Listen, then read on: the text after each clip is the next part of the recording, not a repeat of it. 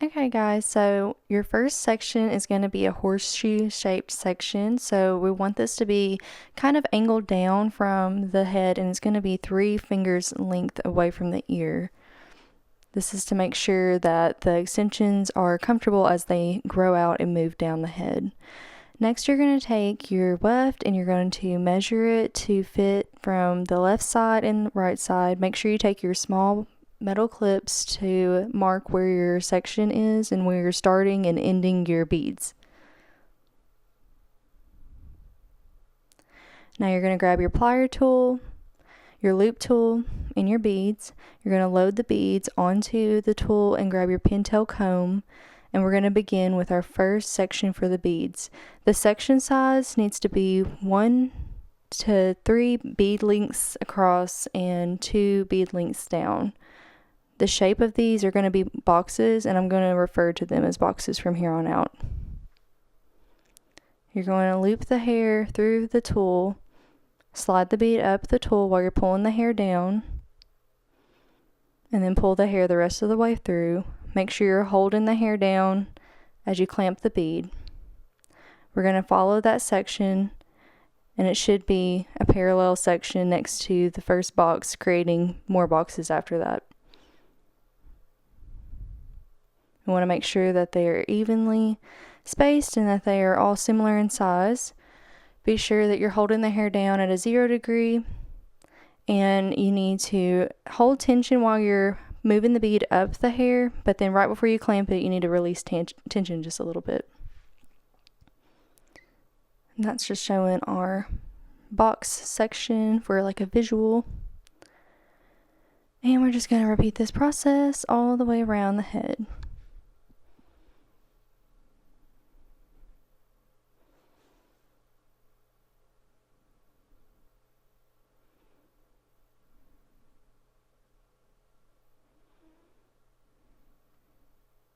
And all of your beads should be laying flat against the scalp. They shouldn't be pointing like out away from the scalp. That's going to make sure that the weft lays down flat.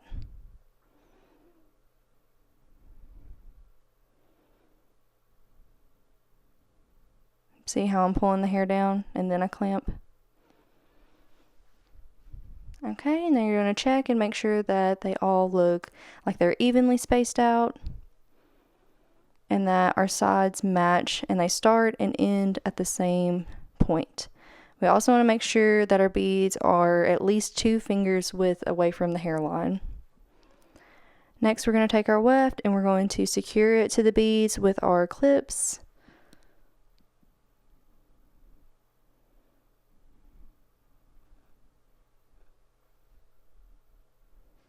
Now we're going to thread our needle like so. We're going to take both ends of the thread and tie them together. This is going to create a double thread. And just secure it in 1 knot. You want to make sure that your needle is on the opposite end of your knot. Now we're going to start with box 2 on the left side. Pointing the needle down, we're going to push it down through the hair, and then we're going to go up. We're going to go through what I call the big hole. This is the only time that we go through the big hole, and this is how we're going to anchor the extensions. So I'm pulling the thread directly up at a 180 degree angle until we reach the end where the knot is, and that's where we stop. And you might struggle a little bit, and that's okay. Alright, now make sure that is tight, and we're going to go right back over that same knot. And this time we're going through what I call the small hole, and we're going to be using the small hole from here on out.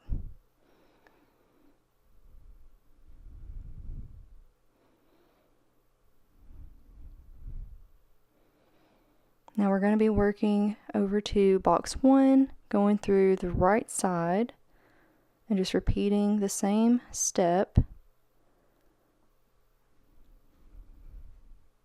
I want to make sure that this is pretty tight and keep tension as we move over to the left side of box 1.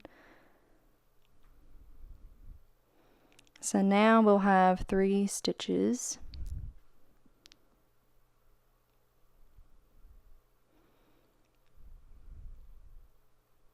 And you can see we're going to sew backwards. So this is a backwards stitch method, and this is how we're going to make sure that our anchor is secure and nothing will come unraveled. So basically you're just going to go back over those same stitches that you just created.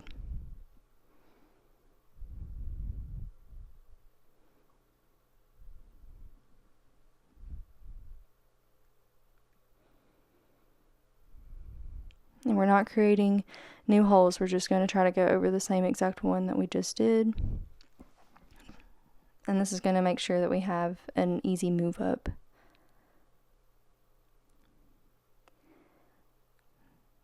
So now we can just follow the same pattern all the way across till we get to the end.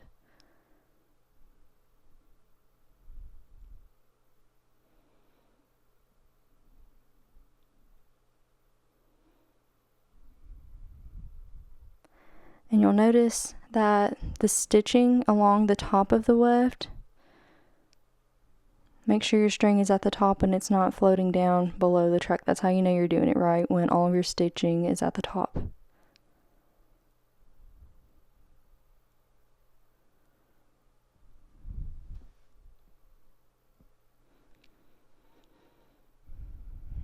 Okay, now as we get to the end, in the last section, or the last box, we're going to do our back stitching over the last 3 stitches, just like we did in the beginning.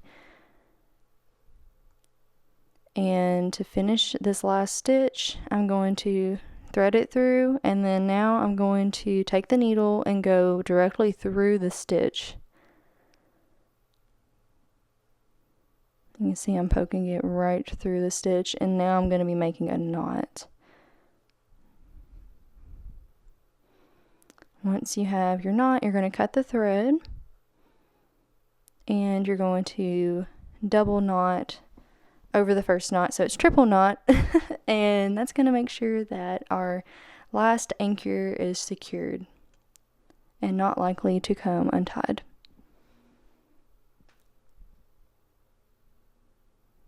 Just cut off the excess string and check everything out, make sure everything looks right, and if you see any other loose threads, then you need to cut them as well.